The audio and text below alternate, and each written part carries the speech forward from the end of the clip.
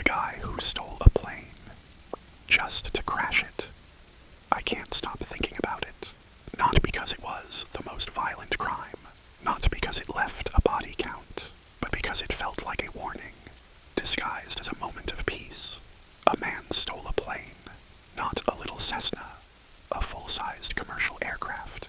And the part that gets me, he didn't know how to fly, at least not officially. He worked at the airport, ground crew, moved luggage, guided planes, invisible to the world until that day.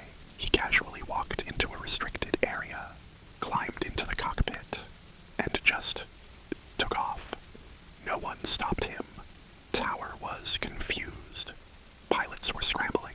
Fighter jets were deployed, but he was calm. Way too calm.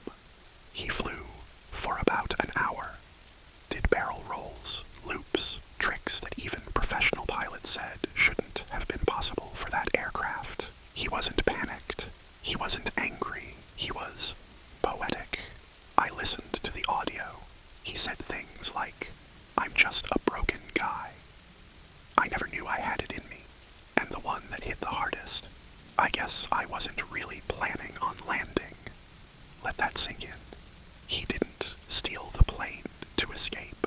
He wasn't trying to go anywhere. He stole it just to fly, just to feel weightless, just to be free for once. And when it was over, he nosedived into a remote island. No buildings, no people, just trees and silence. Gone. No note, no plan, no real explanation. They say he had no criminal record, no history of violence, nothing to indicate he'd ever do something like this. But maybe that's the scariest part. Maybe he was the everyman, doing everything right until the quiet swallowed him whole. I keep thinking about what kind of pain makes a person do something like that. Not just to end it all, but to do it beautifully, like performance art, like a ghost writing his own goodbye through the sky. They cleaned up the site. The media moved on.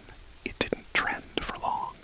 There were no protests, no lawsuits, just an unforgettable flight from a man who had nothing left to lose, and no interest in being saved. And I don't know if that makes him a criminal